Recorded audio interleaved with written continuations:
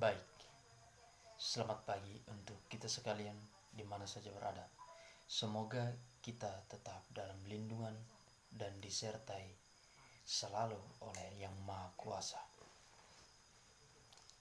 Pada kesempatan ini, saya Giotulasi akan memberi tutorial terkait teori Heckscher-Ohlin.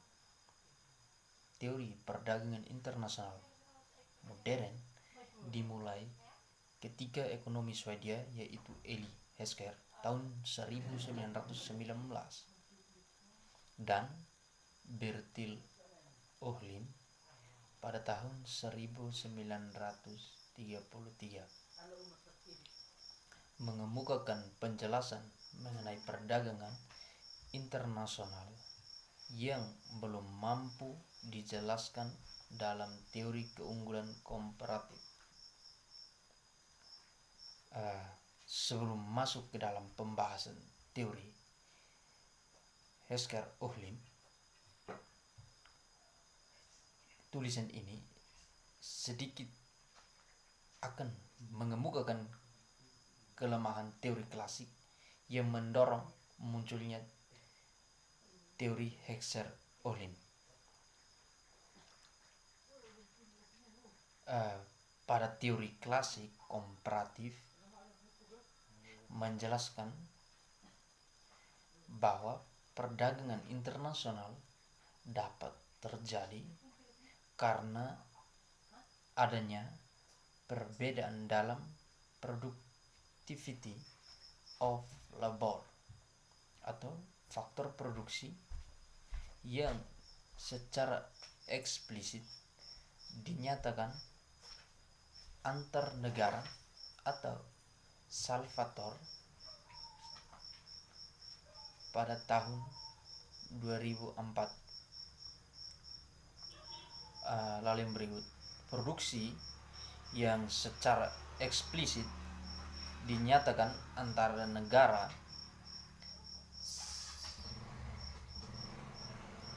Salvatore.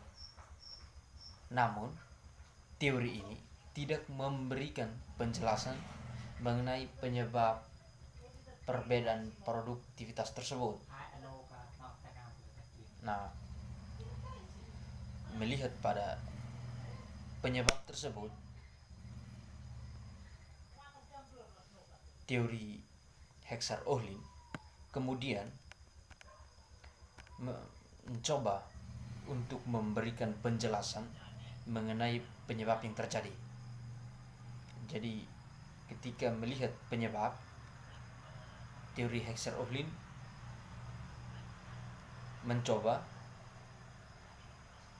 untuk menjelaskan terjadinya penyebab perbedaan produktivitas itu.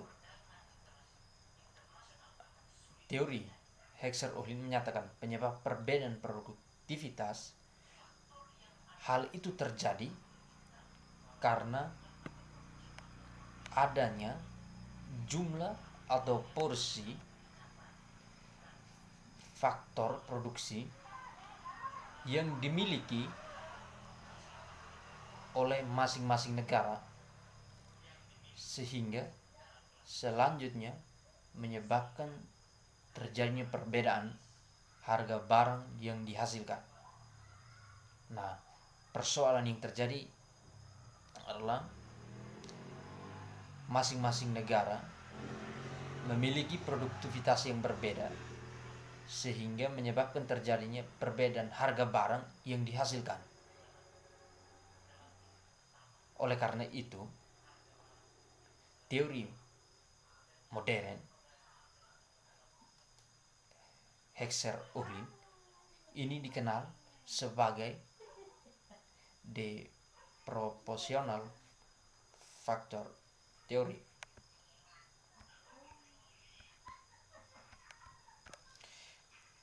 Selanjutnya, negara-negara yang memiliki faktor produksi relatif banyak atau murah dalam memproduksinya akan melakukan spesialisasi produksi untuk kemudian mengekspor barang ke negara lain. Nah, sebaliknya, masing-masing negara akan mengimpor barang tertentu jika negara tersebut memiliki faktor produksi yang relatif langka atau mahal dalam memproduksinya.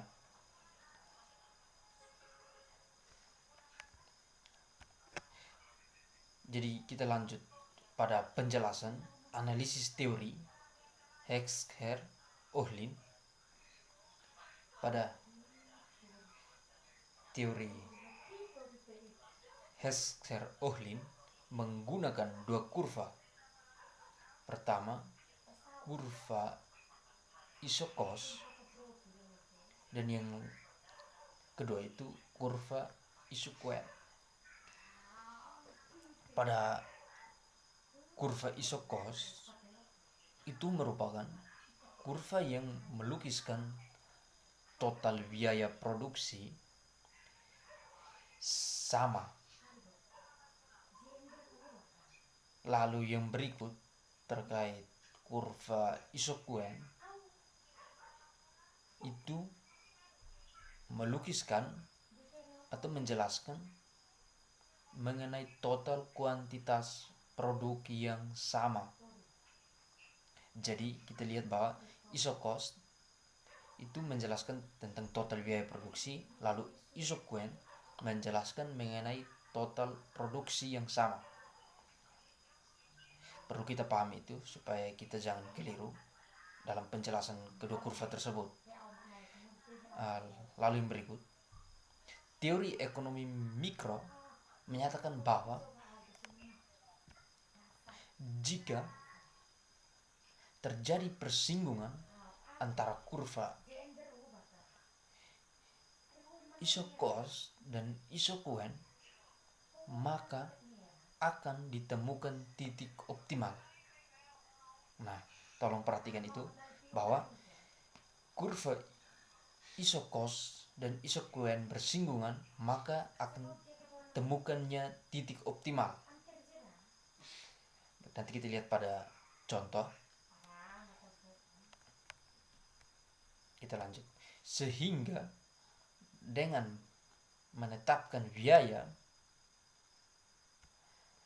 tertentu, suatu negara akan memperoleh produk maksimal, atau sebaliknya, dengan biaya yang minimal suatu negara dapat memproduksi sejumlah produk tertentu. Nah, perlu pahami supaya kita bisa memahami teori tersebut. Lalu penjelasan dengan menggunakan kedua kurva tersebut kita contohkan dalam perdagangan antar negara. Dalam hal ini negara Indonesia dengan negara Jepang. Baik, ini kita contohkan.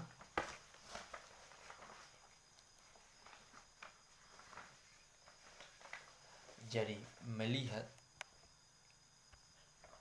bahwa ini contoh gambar. Kita melihat contoh gambar. Ini contoh gambarnya. Baik. Jadi kita melihat bahwa tenaga kerja yang bekerja di negara Indonesia itu sebesar 60, lalu mesin yang dihasilkan itu 15. Nah, jadi saya ulangi, untuk proporsi faktor produksi, bahwa untuk tenaga kerja Indonesia sebanyak 60, lalu mesin 15 yang dihasilkan. Lalu melihat tenaga kerja yang ada di Jepang, itu tenaga kerjanya 30, sedangkan mesin yang dihasilkan sebanyak 60. Maka dilihat pada kedua negara tersebut bahwa tenaga kerja Indonesia lebih banyak dibandingkan tenaga kerja Jepang, tetapi mesin yang dihasilkan Jepang lebih banyak dibanding Indonesia. Maka dilihat pada Isokuen bahwa proporsi faktor produksi pada tenaga kerja menghasilkan 100 unit, sedangkan di isokosnya $400. Jadi unit costnya 4. Melihatnya masih murah. Lalu kita lanjut pada penghasilan mesin itu di Indonesia.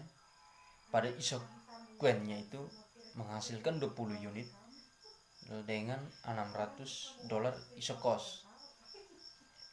Nah, pada negara Jepang itu menghasilkan 100 unit Isokuen dan isokosnya $600. Jadi pada penghasilan mesinnya itu 20 unit pada Isokuen dan $600 pada isokos. Jadi unit costnya 30, itu dilihat murah. Baik, itu sedikit gambaran mengenai proporsi faktor produksi. Lalu kita akan lanjut lagi contoh yang berikut mengenai proporsi faktor produksi yang dimiliki suatu negara berbeda-beda, sehingga menyebabkan perbedaan kedua negara dengan harga yang relatif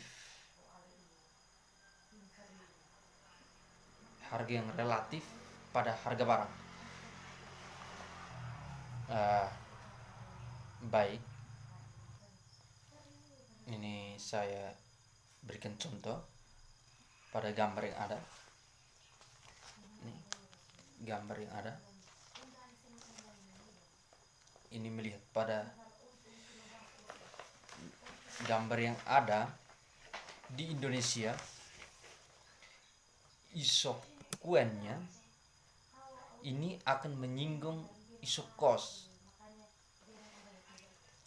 dengan $400 pada titik A dengan kombinasi 34 tenaga kerja dan 3 unit mesin.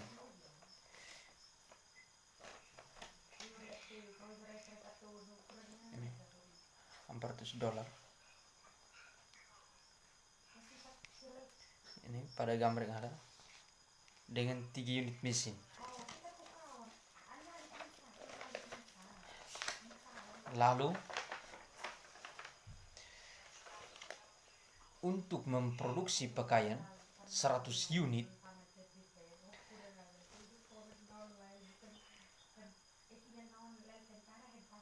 perlu karya di Indonesia yang padat akan lebih murah karena jumlah proporsi faktor produksi tenaga kerja yang memiliki tenaga kerja di Indonesia relatif lebih banyak dan murah, sehingga kosnya hanya $4.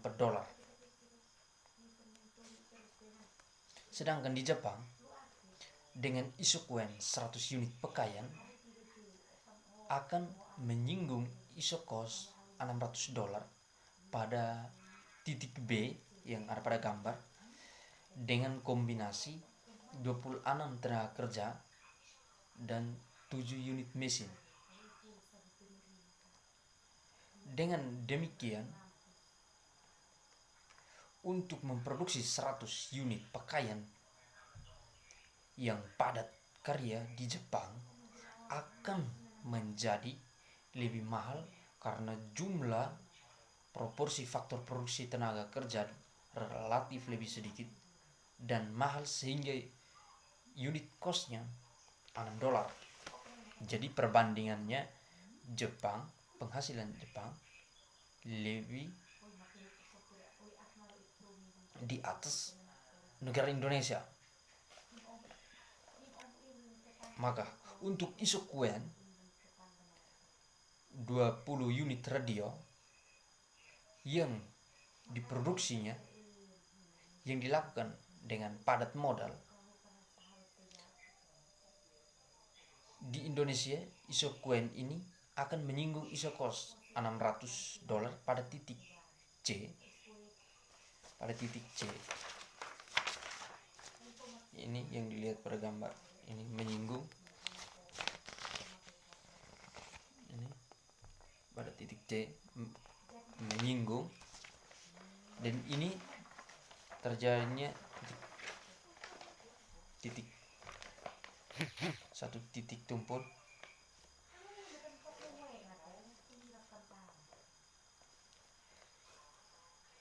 yang dikombinasikan dengan 20 tenaga kerja dan 10 unit mesin.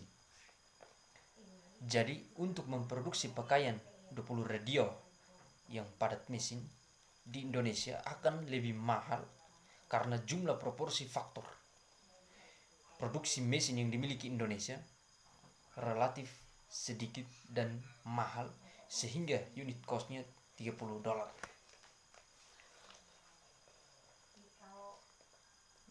Lalu di Jepang, dengan isokuen 20 unit radio akan menyinggung isokos $400 pada titik D. Ini contohnya pada gambar. Ini dia menyinggung dan terletak pada titik D dengan kombinasi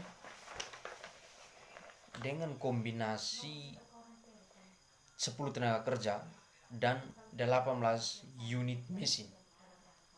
Nah, dengan demikian, untuk memproduksi 20 unit radio yang padat mesin di Jepang akan menjadi lebih murah karena jumlah proporsi faktor produksi mesin relatif lebih banyak dan murah, sehingga costnya $30.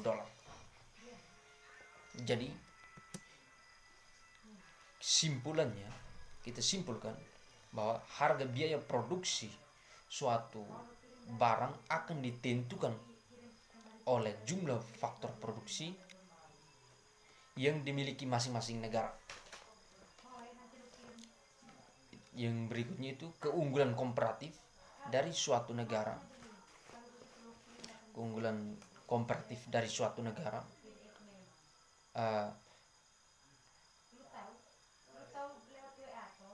Suatu negara terkait produk yang dimiliki masing-masing akan ditentukan oleh struktur dan proporsi faktor produksi yang dimilikinya. Lalu yang berikut, masing-masing negara akan cenderung berspesialisasi produksi dan mengekspor barang karena negara tersebut memiliki faktor produksi yang relatif banyak dan murah untuk memproduksinya. Baik, mungkin itu gambar terkait proporsi faktor produksi serta penjelasannya. Nanti kita lanjut lagi ke tahap yang berikut, yaitu terkait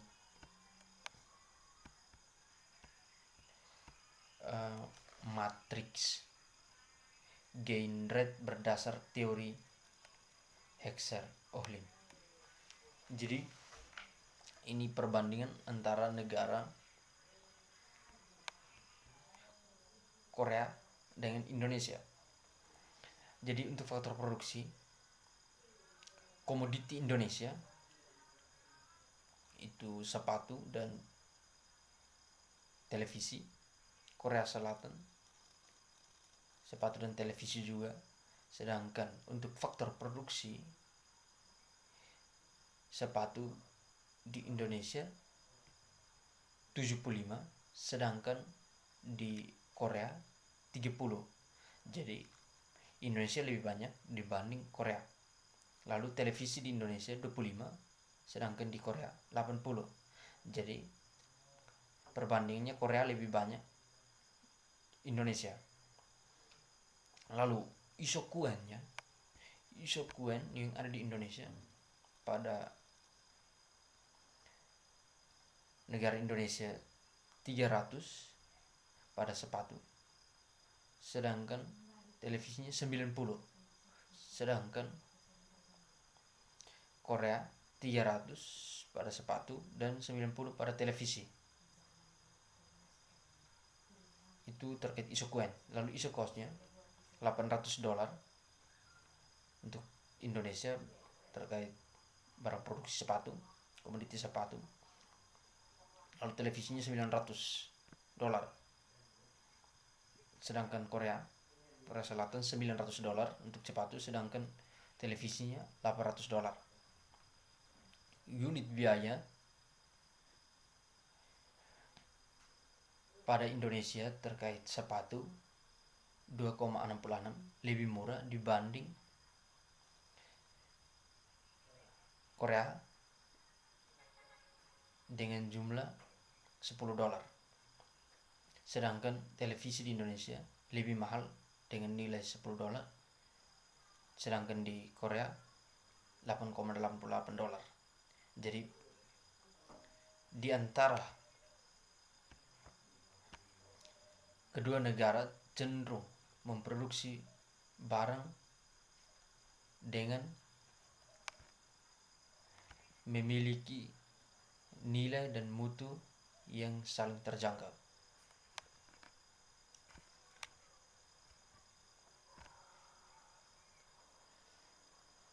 Lalu kita akan lanjut lagi pada pengujian empiris teori Heckscher-Ohlin. Pengujian data di Amerika Serikat itu pengujian empiris terhadap teori ini antara lain dilakukan oleh Wesley Leontief, seorang pelopor utama dalam analisis input-output yang melakukan studi empiris untuk menguji prediksi Heckscher-Ohlin. Leontief juga menerapkan Heckscher-Ohlin pada data Amerika Serikat tahun 1947 waktu itu. Jadi secara umum Amerika Serikat diasumsikan sebagai negara yang relatif memiliki modal lebih banyak dan tenaga kerja yang lebih sedikit dibanding negara-negara lain. Jadi melihat bahwa Amerika memiliki modal tetapi tenaga kerja sedikit dibanding negara yang lain. Sehingga berdasarkan teori Heckscher-Ohlin, maka ekspor Amerika Serikat akan terdiri atas barang-barang yang padat modal, dan sebaliknya impornya akan terdiri atas barang-barang padat karya. Dari hasil pengujian diperoleh ternyata Amerika Serikat cenderung mengekspor produk padat tenaga kerja dan mengimpor produk padat modal. Kesimpulan ini kita simpulkan bahwa bertentangan dengan teori Hexer-Ohlin yang sering dikenal dengan Leontief paradox.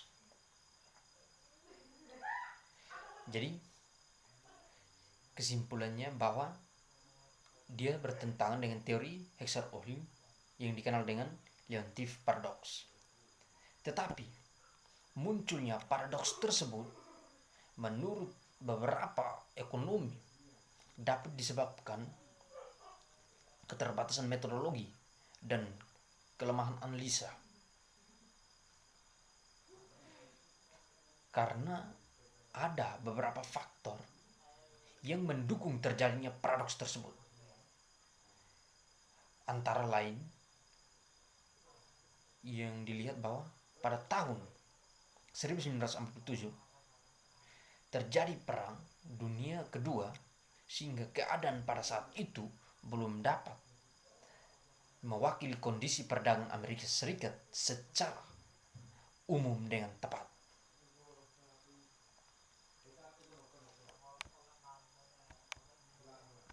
Sedangkan menurut beberapa ahli ekonomi perdagangan, paradoks Leontief dapat terjadi karena beberapa sebab utama.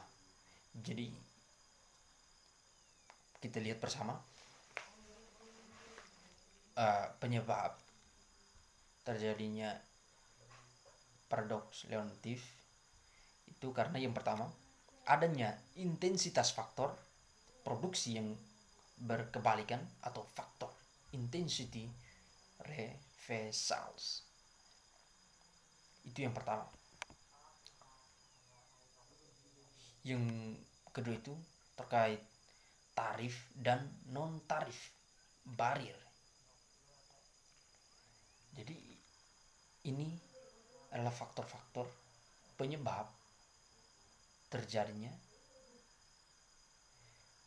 paradoks Leontief.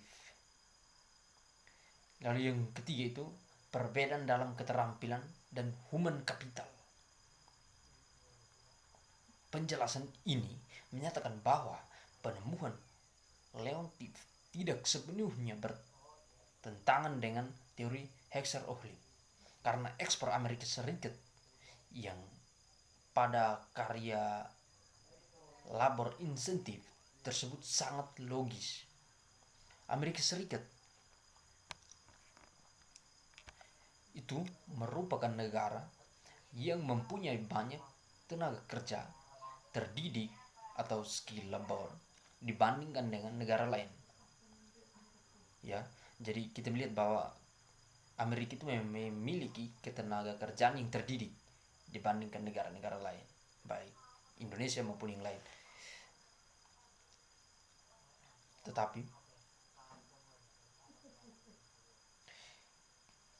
kita lihat selanjutnya, sehingga penemuan Leontief tersebut dalam batasan tertentu justru sesuai dan mendukung teori Hexer-Ohlin. Pengujian data banyak negara. Pengujian dilakukan dengan menggunakan data dari berbagai negara. Studi terpenting yang pernah dilakukan antara lain oleh Harry Bowen dan Edward Lindmer dan Ludwig. Mereka menyatakan bahwa perdagangan barang secara tidak langsung merupakan perdagangan faktor produksi, sehingga kita akan menemukan negara akan melakukan ekspor terhadap produk yang faktor produksinya relatif melimpah, dan begitu pula sebaliknya.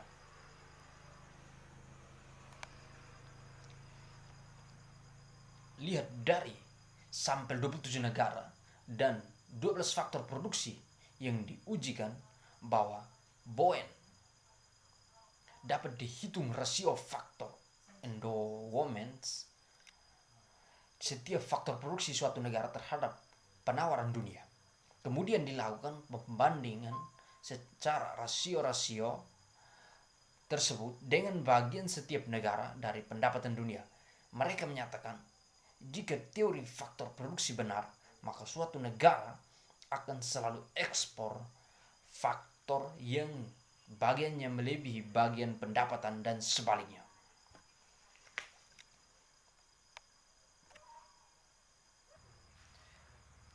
Kenyataannya adalah 2/3 faktor produksi diperdagangkan, kurang dari 70% yang sesuai dengan arah yang telah diprediksikan.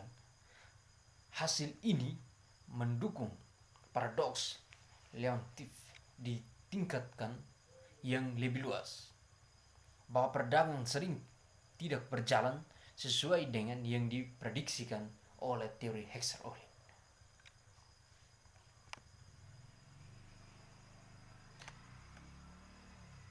Jadi perlu kita pahami itu, dan kita lanjut lagi pada yang berikut itu terkait hipotesis teori Hexer-Ohlin. Sebelum melakukan titik terhadap teori Hexer-Ohlin, akan dikemukakan hipotesis yang dihasilkan oleh teori Hexer-Ohlin, antara lain produksi barang ekspor di tiap negara naik, sedangkan produksi barang impor di setiap negara turun. Lalu yang berikut, harga atau biaya produksi suatu barang akan ditentukan oleh jumlah atau proporsi faktor produksi yang dimiliki masing-masing negara. Lalu yang berikut, harga labor di kedua negara cenderung sama. Baik harga barang A di kedua negara cenderung sama, kemudian pula harga barang B di kedua negara cenderung sama pula. Lalu yang berikut, perdagangan akan terjadi antara negara yang kaya akan kapital dengan negara yang kaya labor. Lalu yang berikut, kita akan lanjut lagi pada kritik terhadap hipotesis yang dihasilkan oleh teori Hexer-Ohlin. Itu yang pertama, yang dikemukakan kajian terhadap hipotesis yang telah dikemukakan adalah yang pertama itu berdasar teori Hexer-Ohlin, perbedaan harga barang sejenis terjadi karena adanya perbedaan proporsi atau jumlah faktor produksi yang masing-masing negara dalam memproduksi barang tersebut, sehingga apabila jumlah atau proporsi faktor produksi yang dimiliki masing-masing negara relatif sama, maka harga barang sejenis akan sama pula, sehingga perdagangan internasional sulit terjadi. Jadi itu yang pertama. Lalu yang berikut, fakta yang ada dalam dunia nyata. Jadi fakta yang ada pada dunia nyata menunjukkan bahwa walaupun jumlah atau proporsi faktor produksi yang dimiliki masing-masing negara relatif sama, sehingga harga barang sejenis relatif sama pula, ternyata perdagangan internasional tetap dapat terjadi. Itu yang kedua. Lalu yang terakhir itu terkait teori Hexer-Ohlin, masih merupakan teori perdagangan internasional komparatif statistik, sehingga asumsi klasik dan non-klasik yang menganggap hampir semua besaran variabel dalam perekonomian adalah statik, tidak berubah atau dirumuskan exogenous atau perubahan ditentukan di luar model. Baik, mungkin sekian. Jadi perlu perhatikan itu terkait ini kritik terhadap hipotesis Hexer-Ohlin. Ini nanti kita masuk lagi di kelemahan asumsi teori Hexer-Ohlin. Baik, jadi terkait kelemahan asumsi teori Hexer-Ohlin itu menjelaskan bahwa perdagangan internasional akan dikemukakan beberapa asumsi yang kurang valid. Jadi yang pertama, asumsi bahwa kedua negara menggunakan teknologi yang sama dalam memproduksi adalah tidak valid. Fakta yang ada pada lapangan atau ada di lapangan, negara sering menggunakan teknologi yang berbeda. Itu merupakan satu fakta yang terjadi di lapangan. Lalu yang berikut, asumsi persaingan sempurna dalam semua pasar produk dan faktor produksi lebih menjadi masalah. Jadi persaingan sempurna dalam faktor produksi itu menjadi satu persoalan di semua pasar.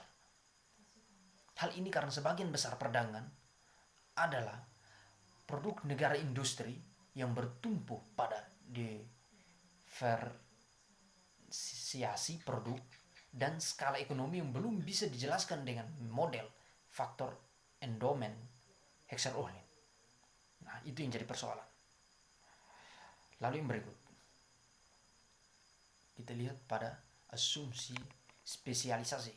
Asumsi spesialisasi penuh suatu negara dalam produksi suatu komoditi jika melakukan perdagangan tidak sepenuhnya berlaku karena banyak negara yang masih memproduksi komoditi yang sebagian besar adalah dari impor. Itu yang jadi persoalan yang berikutnya itu. Jadi perlu kita perhatikan persoalan-persoalan yang ada supaya kita jangan terjerumus pada persoalan.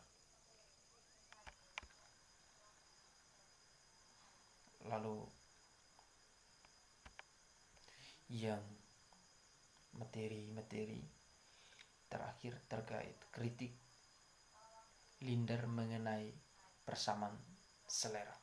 Jadi asumsi lain teori Hexer-Ohlin adalah adanya kesamaan selera di antara kedua negara. Jadi tadi kita melihat perbedaan selera, ini kita masuk pada persamaan selera. Jadi pada persamaan selera hal ini kurang relevan sekarang menurut ekonomi Swedia yang mengemukakan teori Linder. Selera konsumen sangat dipengaruhi oleh tingkat pendapatan penduduk. Selera dalam suatu negara akan menghasilkan permintaan pada suatu produk. Oleh karena itu, teori Linder berorientasi pada permintaan suatu produk, sedangkan teori Hexer-Ohlin berorientasi pada penawaran karena fokusnya pada faktor sumber daya dan intensitas faktor.